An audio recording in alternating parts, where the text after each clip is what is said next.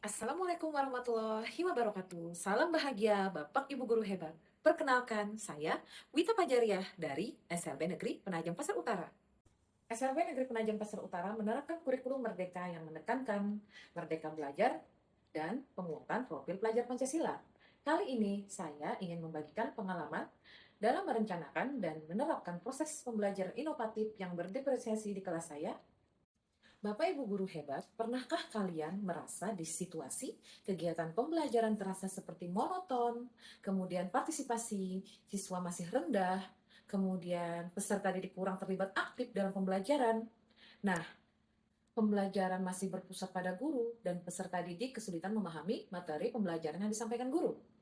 Nah, lalu peserta didik tidak tertarik dengan materi. Pernahkah Bapak Ibu mengalami di situasi tersebut? Tentunya peserta didik memiliki keberagaman yang berbeda-beda seperti yang ada pada di SLB Negeri Penajian Pasar Utara. Nah, dari beberapa hal kondisi yang melatar belakangi tersebutlah muncul sebuah ide atau gagasan bahwa guru harus peka terhadap keinginan peserta didik.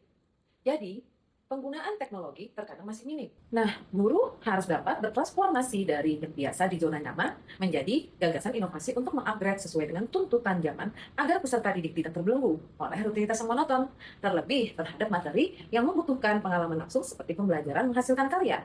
Salah satunya menghias ekobin, menghias kanvas. Mengapa praktik baik ini penting untuk dibagikan? Karena dapat memberikan gambaran bagaimana penerapan model program based learning dalam pembelajaran, kemudian memberikan wawasan terkait pembelajaran berdiferensiasi, lalu meningkatkan kreativitas guru dalam membawakan materi pembelajaran, serta memberikan informasi terkait penyelesaian masalah yang diangkat dalam proses mencari solusi yang tepat untuk menjawab dan melaksanakan temuan masalah pada pembelajaran di kelas bagi pendidik, sehingga pada pelaksanaan dalam pembelajaran ke depannya akan lebih terukur dan berorientasi pada tingkat keberhasilan peserta didik. Guru yang fasilitasi dan mengawasi peserta didik dalam melakukan praktik baik ini, saya sebagai guru juga bertanggung jawab untuk menumbuhkan minat belajar peserta didik karena minat adalah salah satu motivator bagi murid untuk dapat terlibat aktif dalam proses pembelajaran. Dalam praktik ini, tentunya ada tantangan yang didasari oleh keberagaman suku, agama, latar belakang keluarga, dan hambatan yang dimiliki anak berkebutuhan khusus menjadi tantangan dalam memenuhi kebutuhan murid dan merangsang program pembelajaran yang berpusat dan berpihak kepada murid. Aspek pertama, pembelajaran pada anak berkebutuhan khusus tentunya berbeda-beda dengan pembelajaran pada peserta didik pada umumnya.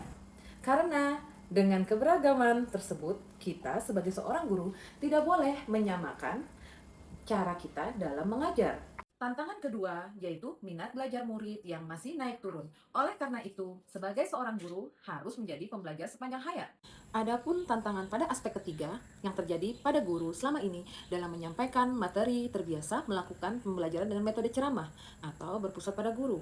Nah, padahal pembelajaran pada abad 21 ini berdasarkan filosofi Ki Hajar Dewantara, pembelajaran itu harus berpihak kepada murid. Tantangan terbesar saya yaitu dihadapkan oleh murid-murid generasi yang sedang berkembang dan tumbuh di tengah-tengah teknologi digital atau arus era teknologi yang mengalir deras. Kenapa hal ini terjadi menjadi tantangan terbesar saya? Karena sesuai dengan pendapat Ki Hajar Dewantara, Bapak Pendidikan kita, bahwa kita sebagai seorang guru harus mampu menyesuaikan dengan kodrat alam dan saya harus menjadi guru yang melek terhadap teknologi dan menghadirkan teknologi dalam proses pembelajaran. Nah, kita masuk ke langkah aksi. Berdasarkan kondisi latar belakang yang sudah disebutkan sebelumnya, serta tantangan, maka guru perlu berupaya memfasilitasi dan mencarikan solusi atas permasalahan siswa berkebutuhan khusus dapat meningkatkan keaktifan belajar dengan pembelajaran berdiferensiasi melalui model pembelajaran problem-based learning untuk berkarya dengan alur atau sintaks pembelajaran sebagai berikut. Alur atau sintaks pembelajaran problem based learning ialah 1. Mengorientasi siswa terhadap masalah. 2. Mengorganisasi siswa untuk belajar. 3. Membimbing penyelidikan individual atau kelompok. 4. Mengembangkan dan menyajikan hasil. 5. Menganalisis dan mengevaluasi proses pemecahan. Pada tahap persiapan dimulai dari rencana aksi, yaitu menyusun modul ajar yang berisi tentang perangkat pembelajaran dan perangkat evaluasi kegiatan pembelajaran. Persiapan lainnya yaitu sarana dan prasarana pendukung dalam kegiatan proses pembelajaran, antara lain ruang kelas, internet, laptop, LCD, video pembelajaran, dan media pembelajaran. Selain itu, guru juga menyiapkan jadwal pelaksanaan, lembar observasi yang akan digunakan dalam mengamati proses ketercapaian pembelajaran. Pada tahap pelaksanaan, guru melaksanakan pembelajaran berdasarkan perangkat pembelajaran yang mengacu pada rencana pembelajaran, mulai dari kegiatan awal, kegiatan inti, dan kegiatan penutup pembelajaran. Prosesnya, peserta didik diberikan pengetahuan tentang pembuatan karya, mewarnai ekobin dan tas kanvas hingga ke salah satu baju kaos anak-anak. Jadi di sini peserta didik mengenal alat dan bahan, cara membuat desain gambaran pada tas kanvas, dan tentunya peserta didik dapat berinovatif demi menciptakan suasana lingkungan sekolah yang nyaman untuk para murid dalam proses pembelajaran, diantaranya mewarnai ekobin dan tas kanvas. Adapun materi atau sumber belajar yang dapat dilihat pada video di samping yang merupakan video pembelajaran saya. Dalam aksi ini, saya berkolaborasi dengan stakeholder yang ada di sekolah, seperti paguyuban kelas, sehingga orang tua juga terlibat aktif dalam proses pembelajaran. Tahap evaluasi. Pada tahap ini adalah refleksi kegiatan terkait hasil pengamatan saat pelaksanaan pembelajaran untuk memperoleh review yang menjadi dasar refleksi dan tindak lanjut pada pelaksanaan pembelajaran berikutnya. Kegiatan refleksi ini berfokus untuk menentukan kelebihan dan kelemahan pelaksanaan pembelajaran yang dilakukan oleh guru, sehingga guru mengetahui hal apa yang dapat dikembangkan dan hal apa saja yang perlu dilakukan perbaikan. Hasil review inilah yang menjadi dasar refleksi dan tindak lanjut untuk pelaksanaan pembelajaran berikutnya. Dari rangkaian kegiatan aksi yang dilakukan memiliki dampak yang signifikan, antara lain: 1. Siswa lebih bersemangat dan antusias dalam mengikuti pembelajaran. 2. Perhatian dan konsentrasi siswa lebih terarah. 3. Pembelajaran lebih aktif dengan keterlibatan siswa secara langsung di dalam proses pembelajaran. Dari dampak tersebut dapat disimpulkan bahwa strategi ini efektif menyelesaikan permasalahan siswa.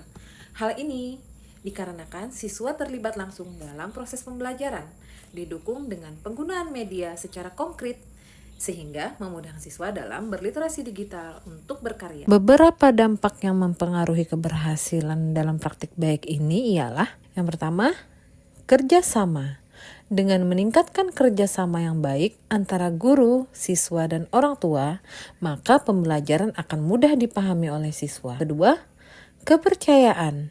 Setiap siswa memiliki keunikan dan karakteristik, oleh sebab itu guru dan orang tua hendaknya memberikan kepercayaan kepada anak dalam mengaktualisasikan diri dan pikirannya sehingga anak dapat tumbuh dan berkembang dengan baik. Yang ketiga, pembiasaan. Setelah selesai kegiatan pembelajaran di sekolah, guru hendaknya menyampaikan laporan kepada orang tua agar kebiasaan baik di sekolah dapat diterapkan di rumah. Yang sudah dilaksanakan oleh Ibu Wita Fajariah selaku rekan sejawat kami, alhamdulillah sangat bermanfaat bagi sekolah, guru-guru, dan juga para murid di SLB Negeri Penajam Pasir Utara. Seperti sekolah akan mengoptimalisasi sarana dan prasarana IT yang menunjang pembelajaran di kelas. Untuk guru-guru juga mendapatkan dampak baik atau dampak positif dari best practice Ibu Wita, seperti guru-guru semakin kreatif, melek teknologi, dan memanfaatkan berbagai aplikasi dan juga sumber daya IT yang ada di sekolah. Siswa atau murid kami juga semakin bersemangat ketika belajar karena guru menggunakan atau memanfaatkan media ajar. Terima kasih, demikian testimoni dari saya. Terima kasih untuk Bu Wita, semoga berkarya yang lebih hebat lagi. Assalamualaikum warahmatullahi wabarakatuh. Terima kasih sudah menyaksikan praktik baik saya. Dari seluruh kegiatan aksi ini dalam meningkatkan penguatan literasi digital siswa berkebutuhan khusus dalam meningkatkan keaktifan belajar dengan pembelajaran berdiferensiasi melalui model pembelajaran problem based learning untuk berkarya. Hal ini merupakan bentuk apresiasi guru dalam menjadi GTK inovatif di dunia pendidikan. Salam dan bahagia untuk kita semua. Assalamualaikum warahmatullahi wabarakatuh.